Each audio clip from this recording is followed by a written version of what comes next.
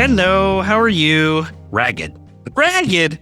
How are you? I'm, less ragged. We get to talk about Dennis Peterson today, so that's exciting.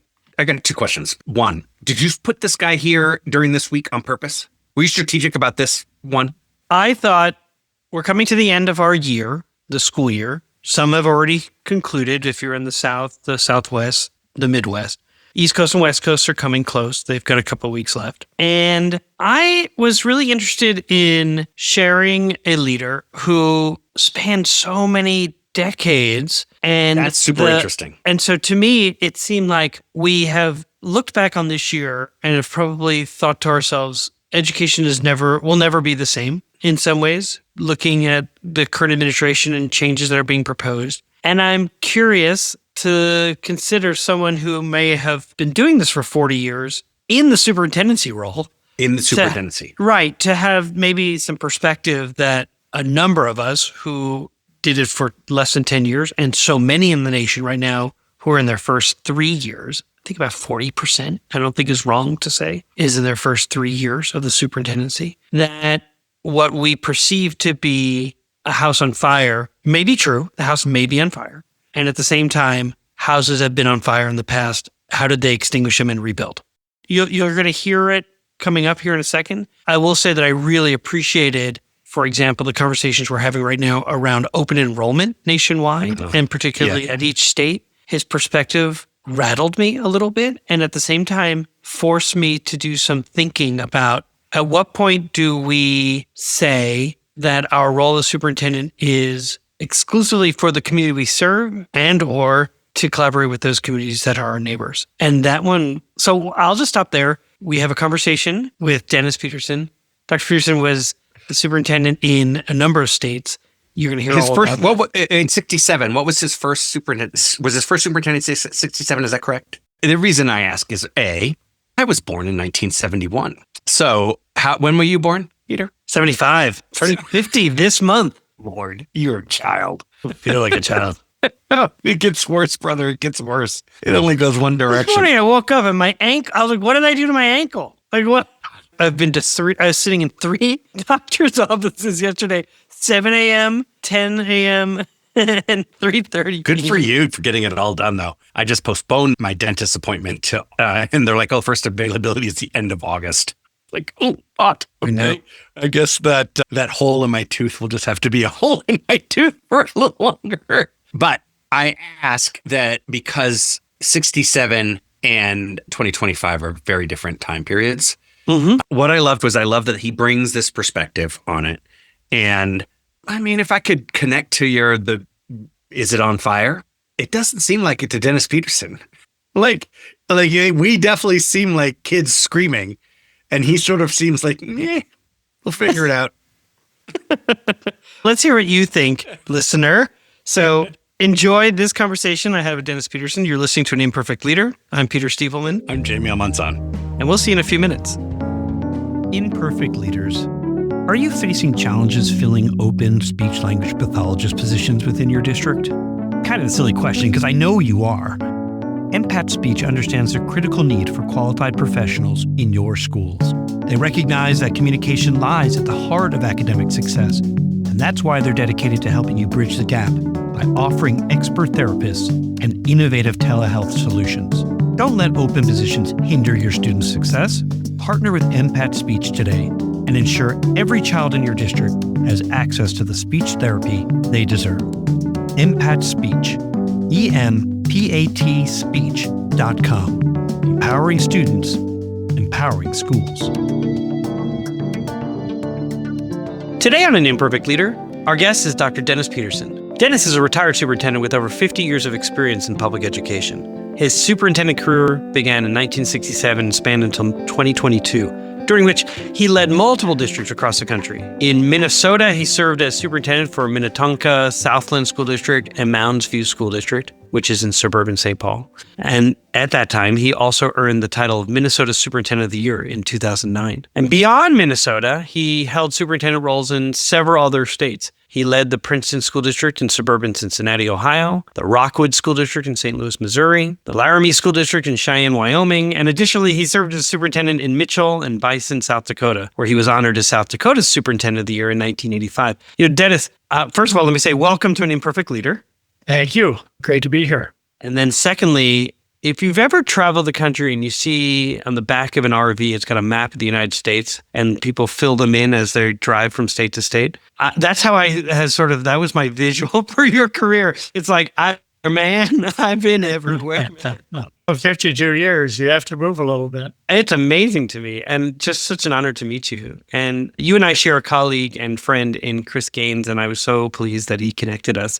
I'd like to begin with a question about perspective. So over the course of your 50-year career, as we mentioned, you've led school districts in Minnesota, Ohio, Missouri, Wyoming, and South Dakota. And I read that you've lived in 29 different homes. So there's a question there I have, certainly. But my bigger question is, with such a broad range of experiences, what are some of the key similarities that you've noticed in school leadership across all these different regions? First of all, having been across that many years, I think I've actually been in 7 different decades. So, there's just been a change in leadership style, what's in, what's not in over that time. So everything from A Nation at Risk to No Child Left Behind to today's world of what has happened to the whatever Department of Education going on today. Yeah.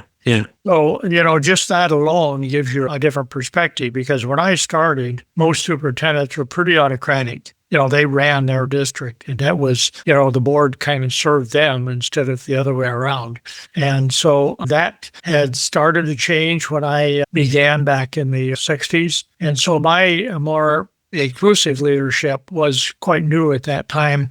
That kind of became the way of superintendents doing it. And now you get a little more, some of them are very laissez-faire. They kind of let the district run itself. And, some superintendents still have a more autocratic model. So I've seen all of it. So it's hard to say this happened in Wyoming and that happened in Ohio, because much of that was just the way things were going over those 7 decades. But the other thing that really changed a lot of that is the relationship to the NEA. When I started as a superintendents were part of NEA. We were in the National Education Association, and we were pretty much tossed out of that group shortly after I became a superintendent. No connection, but no connection, and it's not your fault that superintendents not my fault. Were invited. Were invited to leave. So that alone has made a major change, because we're dealing with teachers differently. We're dealing with them often through their union rather than just as individual teachers or schools with teachers. So that has impacted it quite a bit. I've seen quite a bit more micromanagement from legislatures over the years. That's affected school management, and that varies from state to state. So Minnesota is much more legislature involved in running the schools. Wyoming, for example, South Dakota, pretty much, you do what you need to do in your school district to make it work for kids. And so, those are things that I would say are differences and, some things that are similar. So let me, if I may interrupt for one quick second, because you and I served in the same state. I was in Missouri. I was in Columbia. And maybe it was just a product of being in Columbia that I felt that the legislature was keenly aware of what we were doing, since we were almost a bedroom community for the Capitol. And so any decision we made that seemed to conflict maybe with the legislature, we certainly heard about it quite quickly and were, I would put in air quotes, invited to come explain ourselves to a committee. I'm curious, so that's just sort of my aside. Well, actually, I was 6 blocks from the Wyoming legislature. My office was 6 blocks. In Minnetonka, yeah? Oh, no, in St. Paul, right? Yeah, of course. So we likely could, there's probably a club for superintendents like us. You're right. That is different. Yeah, we'll have to call Jennifer Cheatham, who is in Madison, Wisconsin, and join our little club of what it's like to be a superintendent so close to the orbit of the Capitol. You mentioned, and I think that is a really interesting perspective, having served over so many decades, and to see the transition from very much top-down decision-making with a board serving a almost a supportive role to the superintendent of what can we do for you, as opposed to now boards are much more, at least in my experience in talking to superintendents around the country, are very much driving a lot of decisions. And the board and superintendent relationships, that has never been more important. It likely is a reason why superintendents are in the profession or in their communities for about 3 years before they move on, because that relationship hasn't been forged from the very beginning.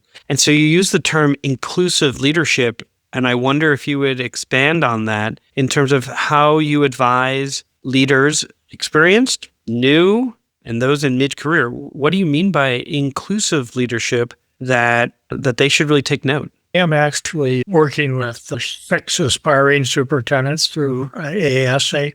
So Wonderful. I am advising superintendents regularly about what to do. And You're a part of the I cohort, advise the them. aspiring superintendent cohort? Yes, I'm a mentor. Oh, that's amazing. I'm so glad that they get to leverage your wisdom. So then what is that advice? What does inclusive leadership look like? First of all, I advise them to be courageous. You're never going to get anything accomplished unless you're courageous. So if you see issues that are not serving the best interests of students in your district or serving the constituents, you need to address them and fix them. And, too many superintendents turn their head and look the other way on those kinds of issues. And I advise them to, first of all, be courageous. But they've also got to work closely with their school board. They've got to have understandings of how they're going to work together and make those commitments, put them in writing and make those commitments firm so that everybody's on the same frequency, because the board can trip you up a little bit more now than maybe happened when I was starting out as a superintendent. The other part is be active in your community. Get to know your schools, know what's happening in your community as a whole, build those relationships on a broader scale than just within the school district. But certainly work with the teachers' unions. When I was in Minnetonka, I think we had 8 different bargaining units. So you try to work with all of those bargaining units during bargaining as well as beyond bargaining. So the whole bargaining process has changed the relationship between the superintendent and the district. So, understand how those work, use them to your advantage, leverage them, but also don't let them dictate how you're going to do your work. That you need to be right. It will help inform your decision. Yeah, it'll help inform. But you have to imagine each of those 8 bargaining groups didn't sit in the mezzanine like you did, where they were all on the dance floor. So they understood their reality and their experience. You happened to be in the mezzanine, in the balcony, looking down and understanding how their interactions were going to impact each other and how they ultimately impact children. So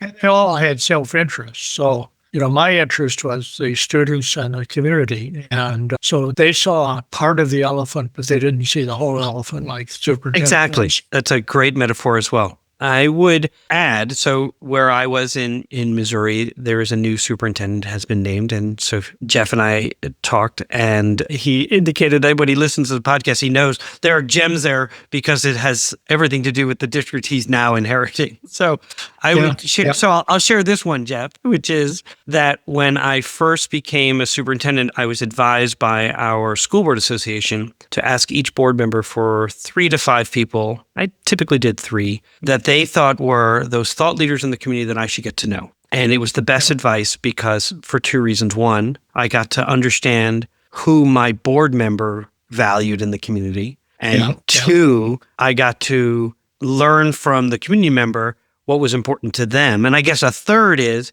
there was this benefit that they would then call their friend and say, I'm so glad I got to meet this new superintendent and what a vision he has for the district. And I'm so excited for our community. And so there was just that other benefit as well. So I share that as a possible thing to share with aspiring soup because it really sort of got me on the right foot of understanding the values and the wishes of the community. And then what I took from you just a moment ago is I wish I had then codified that in some way by putting those commitments in writing so that when they were evaluating me, it was clear, this is what you told me you were evaluating me on. So if you're upset with me because of something that happened with a coach, we need to work through that. That ought not to be the part of the evaluation that influences how you feel about my continued ability to serve the district or something like that. Absolutely.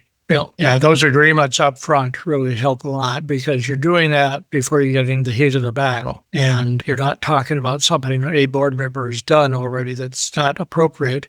You're just talking in general. And so nobody owns the issues you're describing, and that you get them committed, you have them sign off on them. Not everybody's honorable and following things that they've signed, but it really holds their feet to the fire. And then elections happen, and sometimes elections happen before you're formally evaluated. And so 2 new board members come on and they want to evaluate you in some other way. And you'll have an opportunity to set the new goals for next year, but right now, this is what we're evaluating him on. That's right. So, yeah, absolutely. The last thing I would say is I loved your point about collective bargaining can be contentious and it can raise tensions. And yet there's more about we have common ground on so much that we want for children. And if you're not meeting with these groups outside of bargaining, then it's very high stakes. However, if you're really building rapport and have both collegiality and congeniality, then bargaining goes a lot better. And one example I would give is I met every month with our president and vice president with my entire cabinet, and they would bring working condition situations that we would work on together. That was outside of bargaining. That was just things and we had some set norms. Anything that you're bringing to these monthly conversations cannot be bargaining issues. These are about things that you're hearing that we can work on now so that they don't become bigger issues down the road. And then we would always report back. This is what we said last month. This is what we're working on. Here's the person that's going to work on that for you.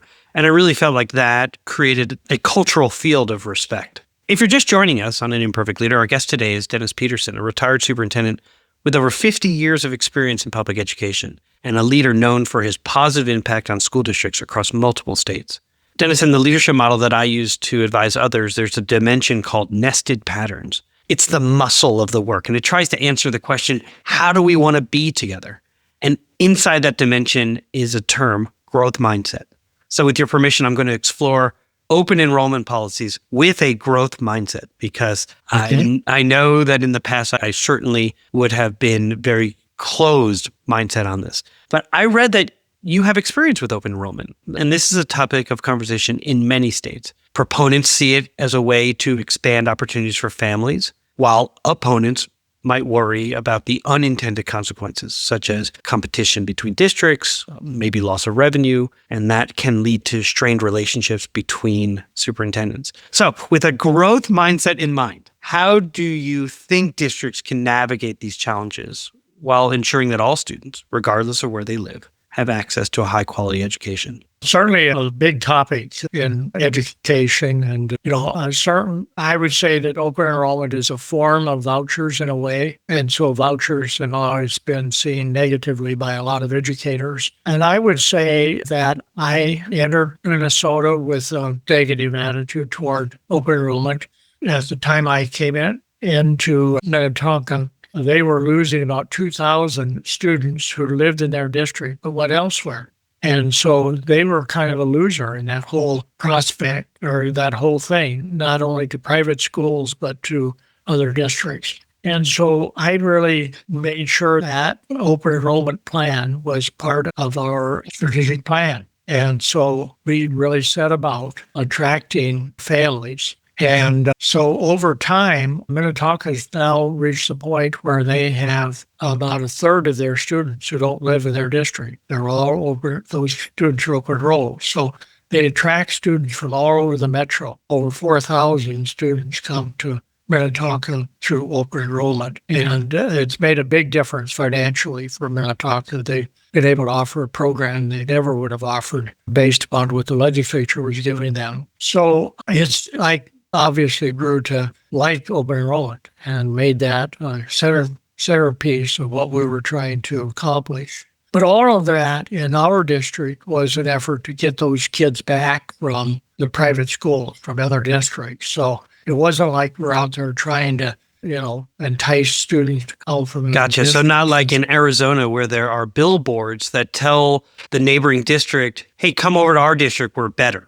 Yeah. No, we don't do that. Yeah. Now, we've got a neighboring district that we get 1,200 students from, another one with 900 students. So we understand that they don't appreciate that, and they have some negative feelings toward the district. But my point about that is I'm not running Minnetonka School District to have great relationships with other districts. I'd like to have good relationships with them, but my students in Minnetonka deserve my best effort. And that's what I was making sure that we were doing through Open Enrollment. I watched Missouri, for example. There's a lot of resistance to Open Enrollment, and each year the legislature talks about doing it. One of these years, they'll probably put Open Enrollment in Missouri, and then they'll find out whether it works for them or not. But it works well for the districts that are able to bring in students. It puts pressure on the districts that aren't, that are either losing students or not getting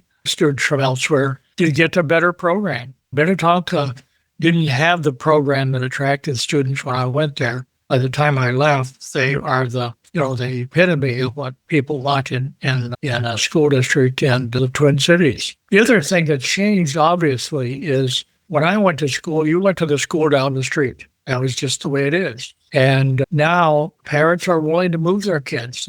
We had people driving half an hour, sitting in traffic, sitting in front of the school for another 15, 20 minutes, coming early to pick up their kids. So, parents are willing to make those decisions now and realize that maybe their education efforts need to be put into a good elementary, secondary program and not worry quite as much about what college they get into. That's helpful. I appreciate it. I'm going to continue to wrestle with this a little bit in terms of, I think it's a complex issue. When I think about where I was a superintendent, I was in a large district similar to Rockwood in the St. Louis area. We had incredible resources. My worry is less about losing students to the smaller districts in our county that are contiguous to ours, more about the possibility that those small districts will almost cease to exist if all of a sudden families want, particularly the high schools, the AP courses. And so I don't know, I have a sense of, I hear what you're saying in terms of an obligation only to my community and to the county at large in terms of what that might mean for them. And maybe I just really need to kind of rethink that or kind of think, where are my priorities? And so I'm gonna keep wrestling with it because I totally see what you're saying. You inherited a system, you didn't pursue it, and you saw what it was doing in your community by not being able to provide the kind of opportunities to kids. And by embracing it, building it into your strategic plan, you are now able to provide excellent opportunities for kids. And that is your job, to provide excellent opportunities for your kids. It helps with not just home values, but also for businesses to relocate to the area because they'll have their children attend your schools and great things will happen for their graduates. So it's good for everybody, I guess is what you're saying. And it spurs other districts then to step up and provide a better education for their students. And often the old model they've had in their district isn't working for their parents. And so they find ways to compete and get their own kids back. That's interesting. Yeah, there's a reason why they would drive 30 minutes, sit in traffic, and then wait another 15 minutes to pick up their child. And I wonder if it could then spur other innovations of saying, maybe there are partnerships that can be forged between these two districts, where if you've got a high school the north part of town, and you've got kids from another community coming to your school district, might there be opportunities for that teacher to share with districts and try to expand opportunities? As opposed to just say, I guess I'm trying to find, where do you find win-wins as opposed to winners and losers? No, that's right. Yeah, absolutely. Interesting. I'd like to ask you a question I ask every guest who comes on the podcast. How does the term an imperfect leader resonate with you? Based upon my own religious values, I know I'm imperfect. And, I do the best I can. And if I do make mistakes, I try to fix those and not have them be a problem for people. Because that's one of the issues of being a leader like a superintendent is your mistakes can get magnified and they impact other people. And as you know, everything we do impacts somebody negatively or positively. And so you have to take your imperfections seriously and try to make sure that as much as possible, you're making good decisions, first of all, but you're willing to also go back and fix them if they're not right. And we'll be right back. Hey, district leaders, I know you already know this. In schools worldwide, cell phones are posing real challenges on student engagement and mental well-being, and I want you to meet Yonder, a proud sponsor of An Imperfect Leader. And let me share this story from a visit I made to some schools in Silicon Valley. I asked some kids what they liked about Yonder, and after some funny looks, They shared that actually, with Yonder, teachers don't have to battle with them over phones anymore. In fact, one kid said to me he didn't have to worry anymore about his parents texting him in class. And the kid next to him sort of shoved him and goes, "Texting? My mom used to FaceTime me in class." I want to introduce you to a support system that increases teaching and learning. I want you to discover why 1 million students choose Yonder daily. Minimize distractions, maximize learning potential. To learn more, go to overyonder.com. YONDR. We're back for segment 2 of An Imperfect Leader called Imperfect Leadership in After Action. My guest today is Dr. Dennis Peterson, a retired superintendent with over 50 years of experience in public education. Now, in this segment, we ask our guests to deconstruct a decision that they made, and then we discuss it. So, Dennis, what happened? Mine's a pretty big one.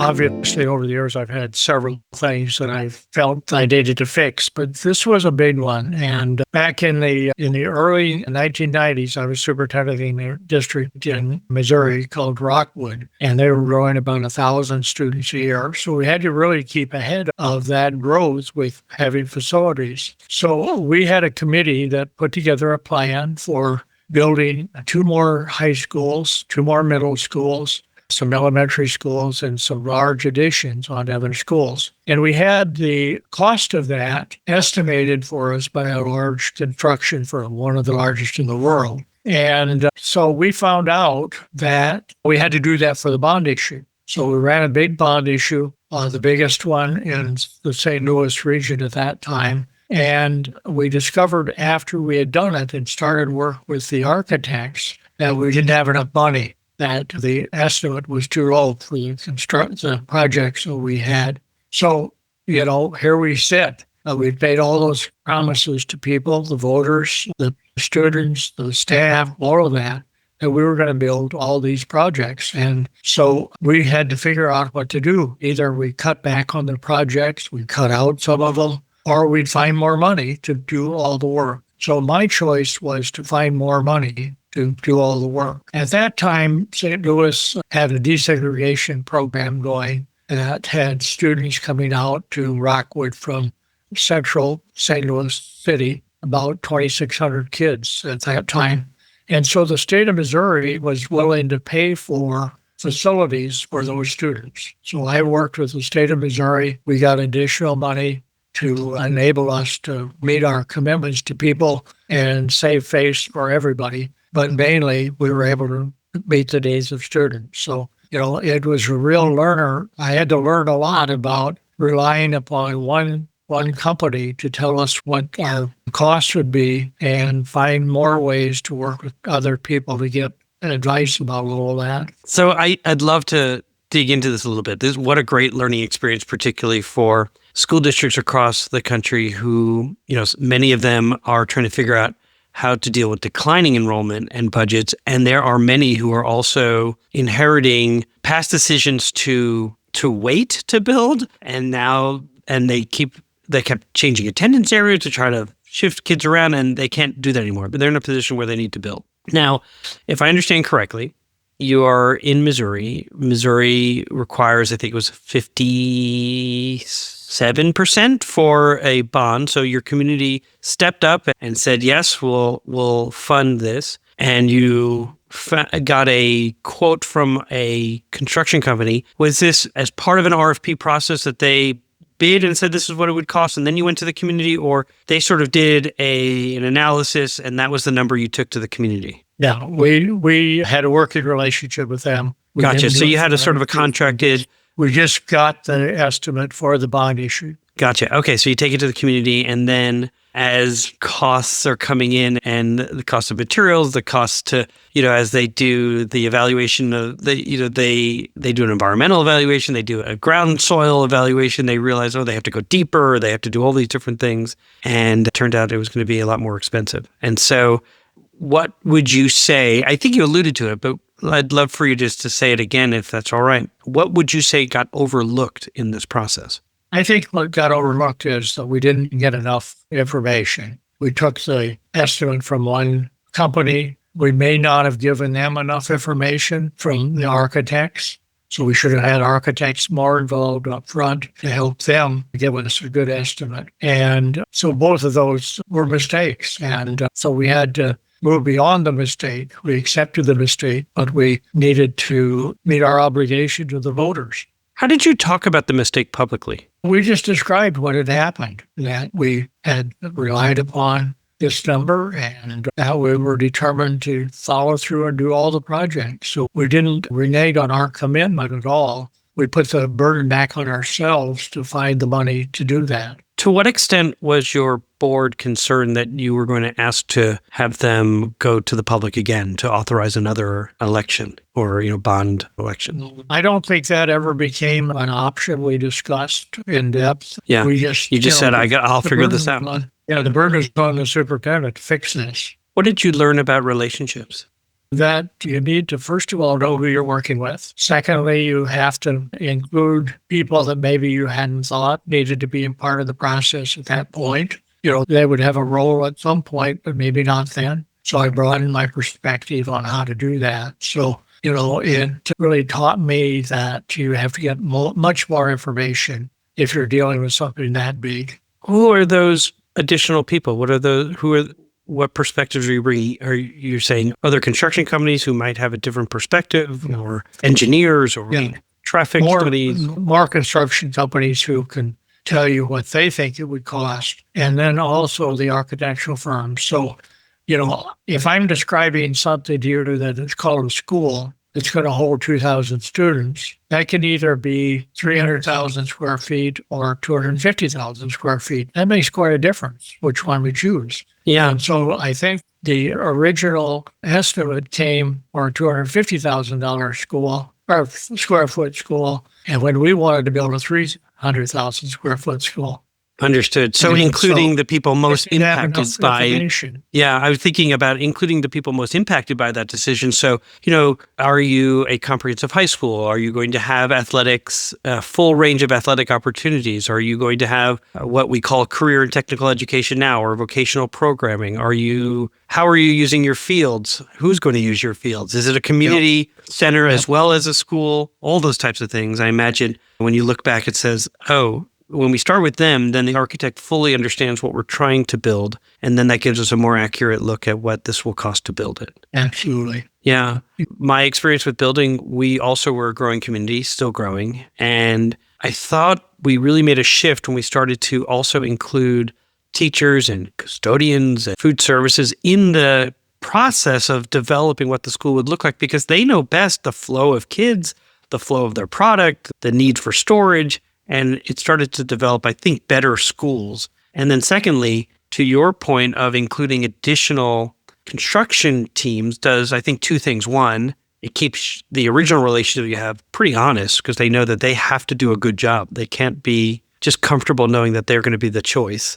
And then secondly, it gives you an opportunity to see different perspectives and innovative ways to accomplish what you're trying to do. Yeah, we certainly used what you described as part of our secondary process of including, the people who teach art to help us design the art. We're having, teachers involved there after the bond issue. So, it's clearly a matter of how much detail do you put into a plan before you go to the voters and how much do you put in after. And so you've got to have a pretty good number if you're building as much as we were building back then. Yeah, no, that makes a lot of sense. And then you think about your community, there have to be pieces of that bond that really speak to their wishes as well. So having those sort of world cafes or conversations, because to me, I was a musician, I was more into performing arts. So I didn't think much about why it would be important to have turf fields. That's really important to your football and your soccer and potentially lacrosse teams. And then making sure that even practice fields are not going to create a situation where kids are going to get injured because those facilities are not as nice. And so always include things that are going to really bring out the people to vote. What frustrated you through this situation? First of all, I was frustrated that the construction company that, gave us the estimate wasn't more accurate and hadn't done more of that research themselves. But, I put the blame back on myself. Really, I should have done more up front. And so, I have always been willing to hold my own my mistakes, and we'll do something about it. We're going to have to live with what we've been given and try to make it work. So, I don't know that I spent a lot of time on frustration as much as I did trying to find a solution. And, Sure. And we did find a solution. Yeah, so that's the last question, which is in the end, what was something that was good that came out of this? And what I heard you say is that you leverage your relationships at the state level to be able to make good on the program that existed in terms of the DSEG program, children who are coming to your district who did not reside in your district, and the opportunity to leverage those funds to be able to I guess, bridge the gap. Is that what you would say was what came? That's where we're there. Yep. Yeah. I would say that your legacy in Rockwood, because when Eric Knos was there, I got to see the program that they were doing it was entrepreneurship and algebra. And it was on A days, kids were learning algebra, and on B days, they had a t-shirt company because everything in the high schools requires t-shirts. And then there was another innovative program that was there that was geometry and home building. And so on A days, kids learned geometry. On B days, they applied those principles of geometry to build a tiny home that then got donated to some nonprofit that was supporting the unhoused and became a real community treasure. And so Rockwood, your legacy, absolutely, because of the facilities you're able to provide, allowed those who followed you to stand on your shoulders and do marvelous things as well for kids. And then, of course, Curtis Kane is there now and is doing a marvelous job there. Mark Miles is I'm very proud of Eric. Yeah, Eric was a music teacher when I was superintendent here. So I've known Eric. Was he a drummer, right? He's a drummer? Great guy. Yeah, I stay in touch with him, and I'm always inspired by him. And what I learned from him, even though we sometimes made fun of him for always taking a selfie with kids, he was, as you had indicated at the very beginning of our conversation about being active in your community, he was able to demonstrate and show his involvement and presence. He wasn't someone who was just sitting in a classroom. He was in schools and doing things. And certainly I feel, the pandemic cut Mark Miles' time short, but he is also, he was in Cincinnati, Ohio area as well before coming back to Missouri, his roots, and was doing marvelous things. And of course, Curtis Kane, Superintendent of the Year at the national level, being able to represent Rockwood. So what a legacy in terms of incredible leaders that followed you. Well, there have been some great ones, yeah. May I ask you a question that I sometimes leave time for? And I think this is an important one because you're leading this work along with other colleagues. What advice would you give to an aspiring leader? And I know you gave me some at the beginning, but maybe part of this conversation prompted an additional thought. First of all, I would tell them it's a great job. Often if you're in a school district, you hear complaints about the superintendent and concerns and all. It's just part of the work. But it's a very rewarding job, and they can have a big impact on the future of students and the future of our country. And so it's a wonderful opportunity to lead and to develop things that will make a difference in the long term. So that's the first advice I give them is, don't be turned off by the criticism you hear about your current superintendent. Learn from that person's mistakes, learn from that person's successes. Always look to ways that you can improve, but don't ignore your opportunity to be a superintendent. Not many people get that opportunity. Our guest today was Dr. Dennis Peterson, a retired superintendent with over 50 years of experience in public education, a leader known for his positive impact on school districts across multiple states. And Dennis, as I reflect on our conversation today, I will go with the umbrella of inclusive leadership and how you've demonstrated that in multiple states. And when I think of that, I think of shared leadership, distributive leadership. I think of when you talked about having a authentic and genuine relationship with your teachers' unions and all employee groups. I think about the relationship and the importance of having a relationship with your legislature and how you did that in Minnesota, and certainly in the example that you gave in segment 2. You had to have some kind of relationship for them to say, yes, let's support Rockwood and make sure that your facility needs are met.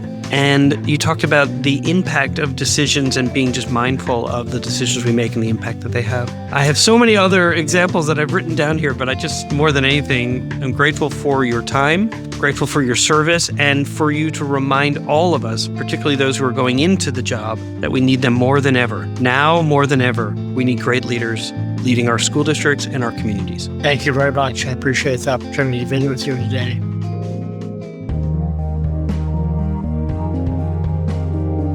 Jamie, we are back, and I want to share with you we went right into the conversation talking about 1967. The superintendent who I knew from that era, Russ Thompson, superintendent from the early 70s until 1990 something. And I still see him from time to time. In fact, we would have lunch probably 3 times a year.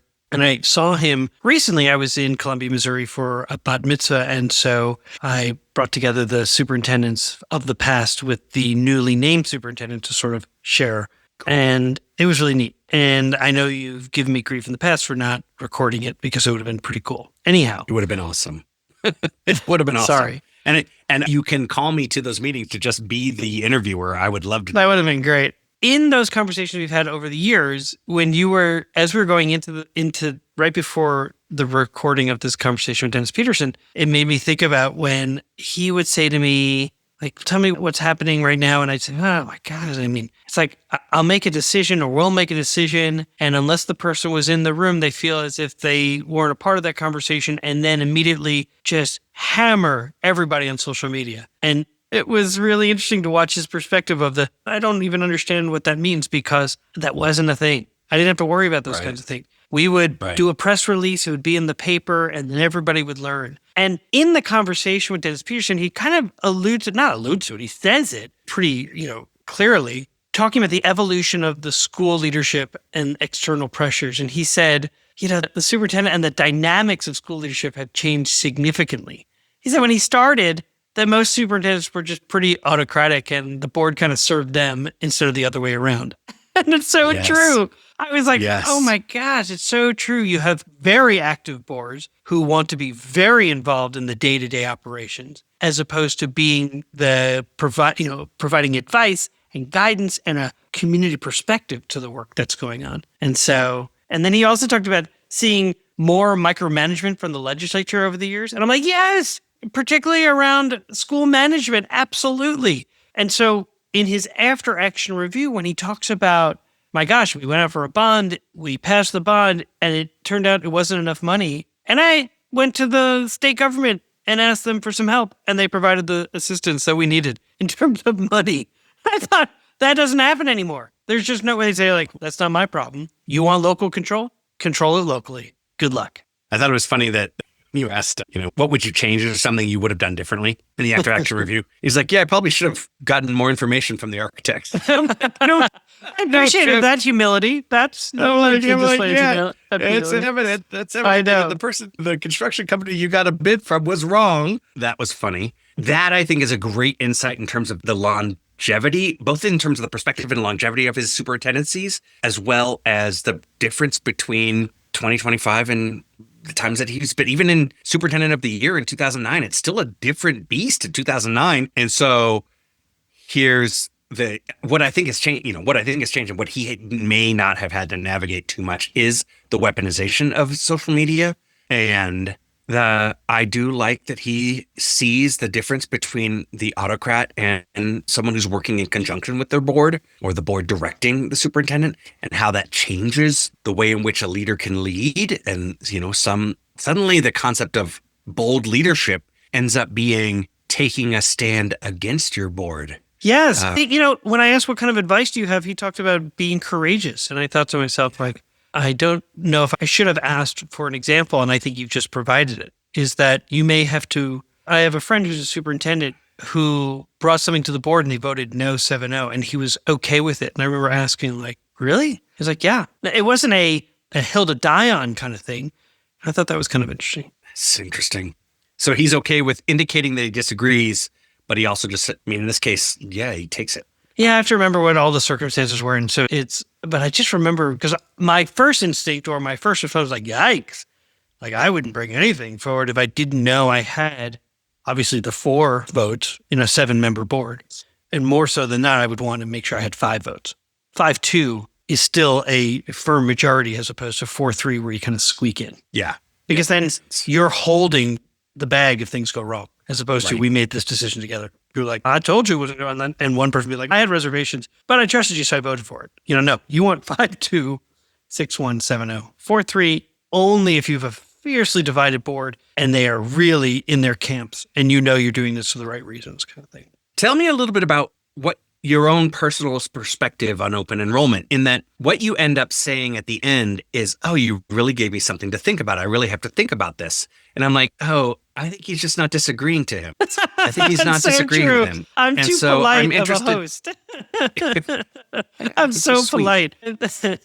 So here's the thing. I have colleagues in Arizona who are either superintendents or education adjacent. So they provide trainings throughout the state of Arizona. And they tell me about what open enrollment has done to their state and to the relationships between professionals. We go into education because we believe in supporting children, and it shouldn't be that.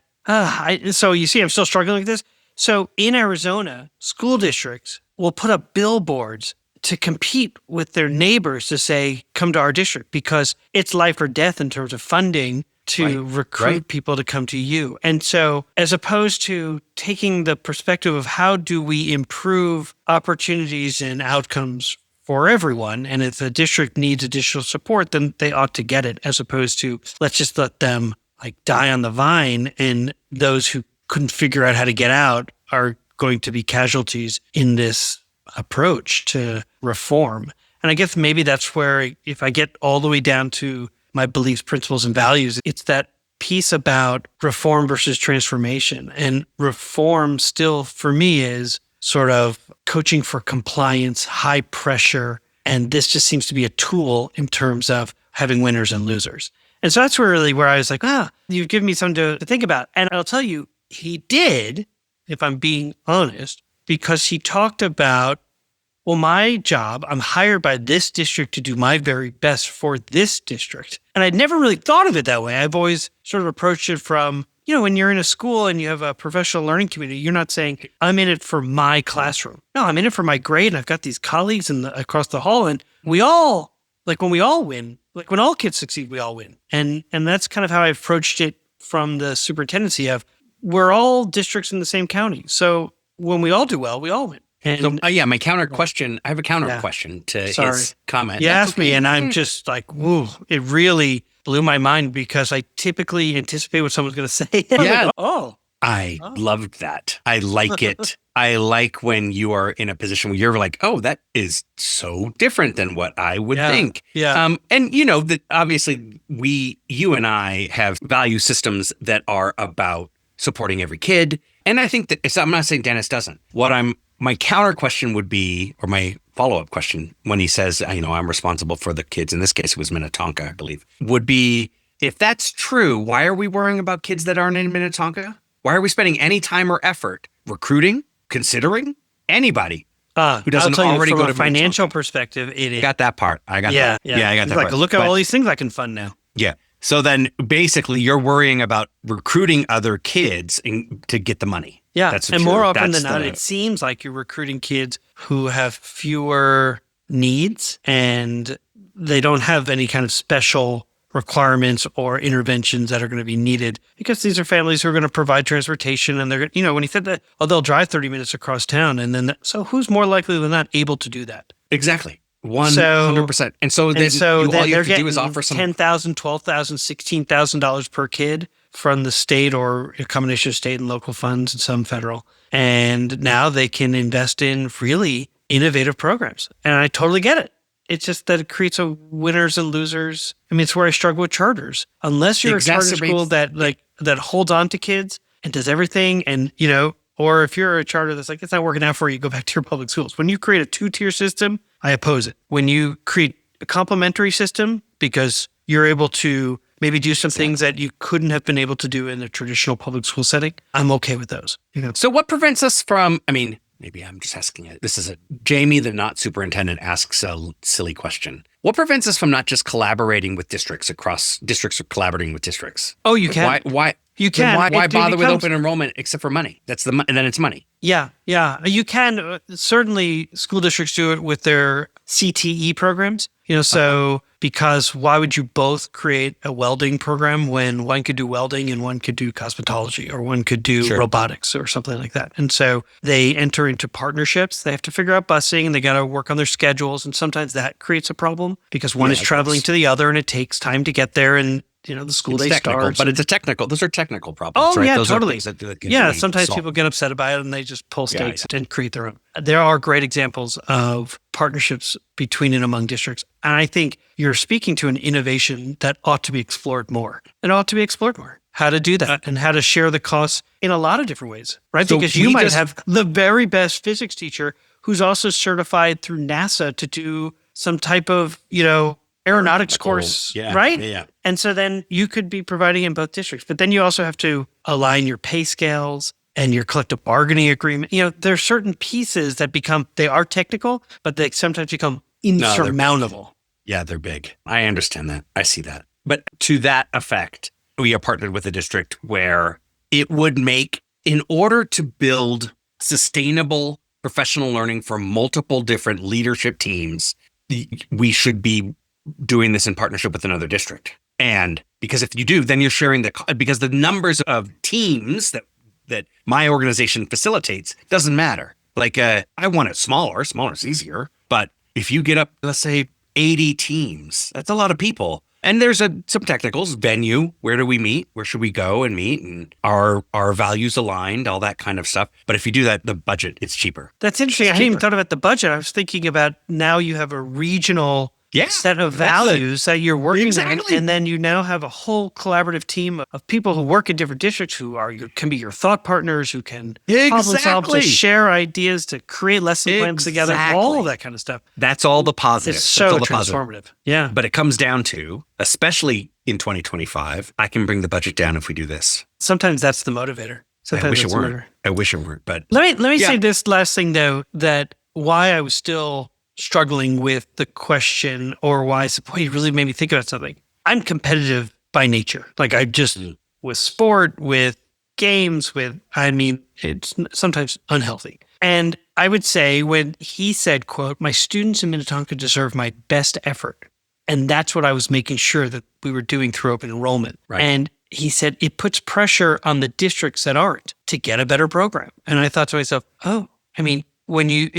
could it potentially serve as a motivator to say, we're bleeding kids. What are we not doing that they're doing that we can up our game, as opposed to, look, we're still going to get the same amount of money per kid per year from the state, and we'll just maintain the same programs. It's a very much a deficit model of thinking about the people who are working their tails off in school districts. It did make me think, though, about, could this serve as a motivator? Maybe. I don't know. I want to think about it more. So I haven't stopped thinking about it. So we're coming to the end of our year, the school year, and you asked me at the beginning, like, was this intentional? How did you decide to choose Dennis as we're coming here in June? And I would say definitely, as legislation continues to be proposed, adopted, as pressure still mounts on school districts, to provide some thought for others to think about just their own place in this educational environment. I deeply appreciate, it makes me want to say, I'd like to get connected to more long-term superintendents. I think it's really interesting to see someone who's been